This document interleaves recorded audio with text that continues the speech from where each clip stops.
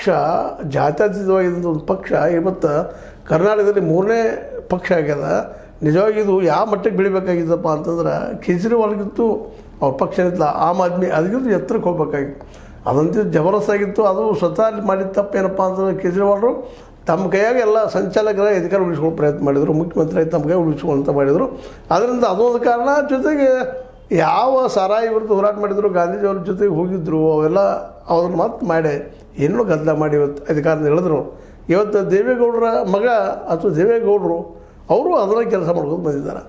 ಇದ್ದ ವ್ಯವಸ್ಥೆಯಲ್ಲಿ ಹೊಂದಾಣಿಕೆ ಮಾಡ್ಕೊಂಡು ಹೋಗುವಂಥದ್ದು. ಇನ್ನೊಂದಪ್ಪ ಕಾಂಗ್ರೆಸ್ಸು ಬಿ ಜೆ ಪಿನೋ ಅನ್ನೋಂಥದ್ದು, ಅದರಲ್ಲೂ ಮತ್ತು ಕೇವಲ ಒಕ್ಕಲಿಗರಿಗೆ ಮಾತ್ರ ಸಂಬಂಧಿಸಿದಂಥ ಮಾತು, ಅದರಲ್ಲೂ ನಮ್ಮ ಕುಟುಂಬಕ್ಕೆ ಸಂಬಂಧಿಸಿದಂಥ ಮಾತುಗಳಿಂದಾಗೆ ಇವತ್ತು ನಮ್ಮ ಕುಮಾರಸ್ವಾಮಿ ಹೇಳ್ಬೋದು, ನಿಖಿಲರು ಹೇಳ್ಬೋದು, ದೇವೇಗೌಡರು ಹೇಳ್ಬೋದು, ಇಲ್ಲಪ್ಪ ನಾವು ಮುಂಚೆ ಇನ್ನೂ ಹೆಚ್ಚು ಪ್ರಮಾಣದ ಆರಿಸಿ ಬರ್ತೀವಿ ಅಂತೇಳಿ ಬರಲಿ, ಏನು ತಪ್ಪಿಲ್ಲ. ಜನ ಇವತ್ತು ನಿಧಾನಕ್ಕೆ ಹಿಂದೆ ಸರಿತಾ ಇದ್ದಾರೆ. ಮತ್ತು ಅದನ್ನು ಕೇವಲ ಮೈಸೂರಿಗಷ್ಟೇ ಸೀಮಿತ ಮಾಡಿಬಿಟ್ಟಿದ್ದಾರೆ, ಮೈಸೂರು ಭಾಗದಲ್ಲೇ. ಹೀಗಾಗಿ ಅಲ್ಲಿ ಇರುತ್ತಿರುವಂಥ ಜಿ ಟಿ ದೇವೇಗೌಡರು ಅಂತವ್ರದ್ದು ಅವರು ಹೊರಗೆ ಬಂದಿದ್ದರಿಂದ ಮತ್ತೊಂದು ಬ್ಯಾಡ್ ಇಂಪ್ರೆಷನ್ ಈ ಪಾರ್ಟಿ ಸಲುವಾಗಿ, ಈ ಜೆ ಡಿ ಎಸ್ ಸಲುವಾಗಿ ಎಲ್ಲರೂ ಬರೋ ಸ್ವಾಭಾವಿಕ ಅದ.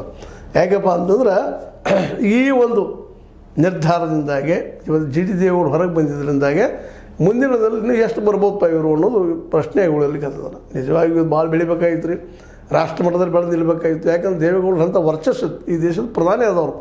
ಮತ್ತು ಅದಕ್ಕೆ ಲಾಲೂರ್ ಅಂತವರು, ಮುಂದೆ ನಮ್ಮ ಅದ್ರ ಜೊತೆಗೆ ಹಿಂದಿನ ಮುಲಾಯಂ ಸಿಂಗರ್ ಅಂತವರು, ಚಂದ್ರಶೇಖರನ್ ಅಂತವ್ರು ಎಲ್ಲರೂ ಜೊತೆಗಾರರಿದ್ದರು ಇವರಿಗೆ. ಮತ್ತು ರಾಷ್ಟ್ರ ಮಟ್ಟದಲ್ಲಿ ಇವ್ರ ಮಾತು ನಡೀತಾ ಇತ್ತು ಒಂದು ಕಾಲಕ್ಕೆ. ಇವತ್ತೇನಾಗಿಬಿಟ್ಟದಪ್ಪ ಅಂತಂದ್ರೆ ಕೇವಲ ಮೋದಿಯವ್ರ ಹತ್ರ ಹೋಗಿ ಮಾತಾಡೋದು ಬರೋದು ಅಷ್ಟಾಗ್ಯದ. ಮೋದಿಯವರ ಇವ್ರ ಹಿಂಬಾಲಕರು ಅನ್ನೋಂಗೆ ವಾತಾವರಣ ನಿರ್ಮಾಣ ಆಗಿಬಿಟ್ಟದ. ಹೀಗಾಗಿ ಇವತ್ತು ಸೆಕ್ಯುಲರ್ ಆಗಿ ಉಳಿಲಿಲ್ಲ. ಮತ್ತು ಬಿ ಜೆ ಪಿಯಲ್ಲೂ ವಿಶ್ವಾಸ ಗಳಿಸ್ಕೊಳ್ಳೋಕೆ ಸಾಧ್ಯ ಇಲ್ಲ. ಯಾಕಂದ್ರೆ ಬಿ ಜೆ ಪಿಯ ಇದೇ ನಾಯಕರು, ಲೋಕಲ್ ನಾಯಕರು ಸಹಿತ ಎಚ್ಚರಿಕೆಯವರನ್ನು ಕುಮಾರಸ್ವಾಮಿಗಳು ಒಪ್ಪುವುದಿಲ್ಲ, ದೇವೇಗೌಡರು ಸಹಿತ